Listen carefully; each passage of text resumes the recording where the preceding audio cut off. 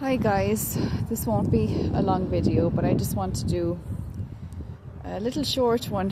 So I came down here to the beach and they have it all with all these stakes down. I'm not even sure what this is about, but they have it all over the place.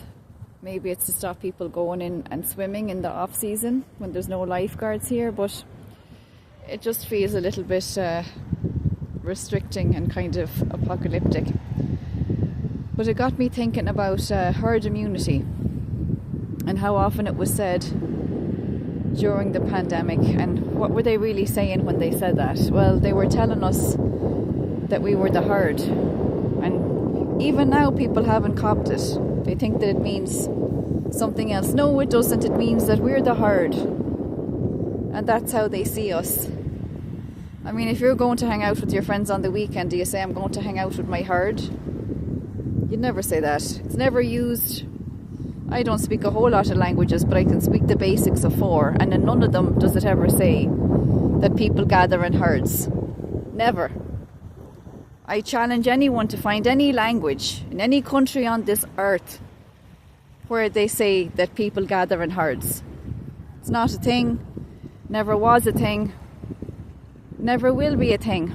Only with them, our overlords. So I wanted to talk about a comment that I read on Facebook. I know people were like, oh, I can't take those things seriously. Maybe, maybe not, but I have to tell you, most of the really juicy things that I learned from other people's comments, more so than books or even anything that I read.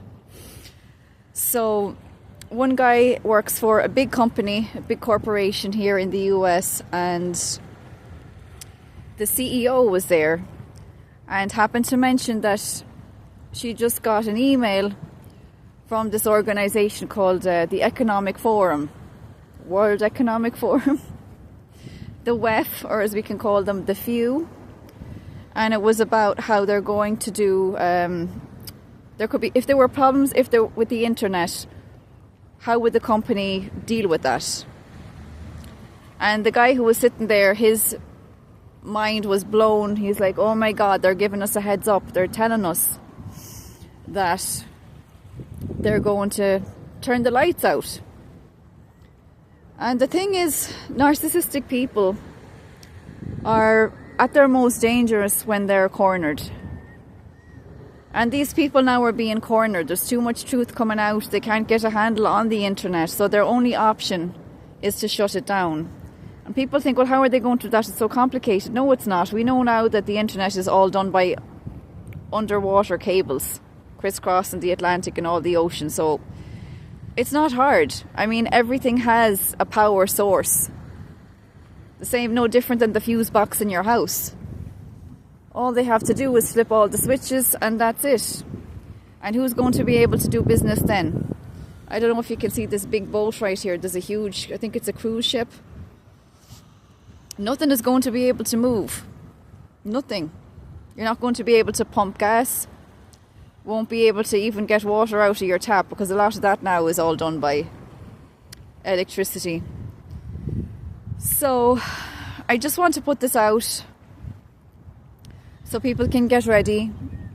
Get yourselves a little solar charger. They have ones that have a hand crank option as well as the solar option, because I find the solar ones don't really work. And I've even seen ones where it's just a manual hand crank. Now, it wouldn't be great, but it'd be enough to power up a phone at least, or a tablet or something like that. So just start getting yourselves together, guys, please. They're going to do something, because they can't control us anymore. Too many of us are talking to each other. Too many of us are wising up to what's really happening, and they're not going to lose control. And Klaus, before he left, he talked about cyber pandemics. And unfortunately, whatever they do, they're the only men in the world that when they make a promise, they actually follow through with it. It's very disappointing, ladies, but that's the truth. They are the number one men for following through. So, another thing I want to say is there's a Canadian geese here again. And I saw a big flock of them and they all moved at once. And you know, being a herd wouldn't be so bad if we trusted each other. Like, you look at any of the nature programs, you see the gazelles or the zebras or whatever, and they're all there and they're nice and calm and they're by the water, and then all of a sudden you see a lioness or some other predator coming, and one flinches and then they all move together. They don't stand around, they don't question, they don't walk over to the one that moved and said, "Are you sure now? Are you sure you saw a lioness? Are you sure what? You're imagining things. Sure, that was no lioness at all. We're here having a lovely day and you have to ruin it with your conspiracy theories about lionesses. There's nothing out there. Just to relax and just enjoy the view." No, they don't do that. They don't do that. They all move as one. And it's time, people, that we started moving as one. And the only really successful movement ever in Ireland was the Land League and Michael Davitt. And why was that? Because Michael Davitt only had one goal, and that was getting the land back. He didn't develop a cult of personality. He didn't say, "Everybody listen to me, everybody pledge allegiance to me," or "make me a celebrity, interview me, put me on the front of the newspaper." No. There was one job. And right now we have one job. And the one job is to be a herd. So get together with the people who are like you and start formulating a plan. If you have children, practice one weekend with no electricity. Zero. Nada. Teach them how to use maps. If they have family down the country, if they're in Dublin and the rest of your family is down the country, get them practicing how to read the map. If they had to get out and they had to go to their granny or their aunt or uncle or whoever, show them how they'd go about that. And people would be like, "This is about fear, this is about whatever." No, this is about survival. Because they didn't send that out that email for nothing. And people dismiss that and say they're not going to do it. Look, they plan everything. We know that. They play out scenarios. And they tell people ahead of time. I'm not saying this is going to happen next week, but I think it's definitely coming sooner than we think it is. So just be ready. Make sure, most importantly, you always have some cash on hand. Get your seeds and start planting. It's springtime. This is the time now. Put something in the ground. If you don't have much space, grow pole beans. You can grow them vertically. Don't take up any room. The cowboys in the American West survived everything because they ate beans. If you watch the old westerns, what are they always eating? Tins of beans. If that's all you have, if all you have is beans, you will survive. Anyway, I know this seems like a bit of a morbid video. It's a dark, gloomy day here from the other side of the Atlantic. But I just want to put this out to everybody. Because I just don't want people to wake up one day and for it to be an awful shock. At least if you're somewhat prepared. My mom always used to say, "Forewarned is forearmed."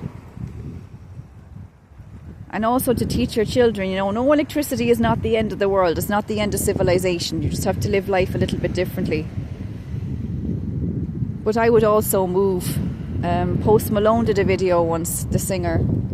And I know people are like, don't listen to celebrities, but they do. They tell you the truth too a lot of times. And he said, when the lights go out, you have 72 hours to move. Because after that 72 hours, there's going to come another lockdown, and it'll be curfews and martial law type situation where you won't be allowed out. So that's another part of it, guys. 72 hours. So think about how you'd plan your 72 hours and how you'd go about moving. And you may not be able to leave in a car. If you're living near a body of water, I'd recommend getting some kind of boat or dinghy or something, because you can move faster that way. I mean, I'm stuck in New York. It's been proven that if something really crazy were to happen here, the only way out where you'd be able to move anyway fast is by kayak. You're not walking it, you're not cycling it, you're not definitely not driving it, because everything will be at a standstill. So just think about those things, guys. I'm not trying to scare anyone. We have to be ready. And if you don't have really good boots and really good clothing for rain, or a few good wool jumpers, I wear wool socks now all the time. It's all I wear. I'm telling you, it makes a world of difference. I've done a couple of nights just to test myself where I stayed out all night and slept next to a tree. And the first time I did it, I thought I was going to die from my teeth chatter, and my whole body was shaking. Now I had no extra anything with me. No sleeping bag, no blanket, nothing, just the normal clothes that I had on me during the day. And I did it as a test, because you have to test out these things. And it was terrible. And it took me hours, even when the sun came up the next morning. And this was in the summertime, so I was able to get warm, but it took hours. And that hour between 5 a.m. and 6 a.m, I don't know how homeless people do it.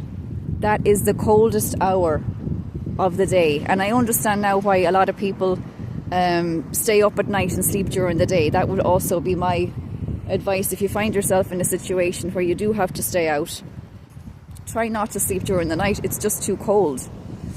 A lot of people in North Carolina that were dying of hypothermia, it's because they were sleeping at night. You can't do that because you're not aware of the temperature. But then the second time I did it, I had my wool socks on, and it made such a difference. I was still cold, but I wasn't shaking, and my teeth weren't chattering. So yeah, it's just I don't know, guys, strange times. I hope none of this happens. I really hope it doesn't. It's just when I read that email, I didn't have a good feeling about it myself. When I saw what that guy posted up, I was like, this is really not good. They've talked about this, and now they're obviously warning their people about it, because, you know, the big corporations aren't going to close up shop. They're not going to go out of business. They'll keep going. It'll be all the small businesses again that are going to be affected. So I leave it there, guys. Do you live, Golair?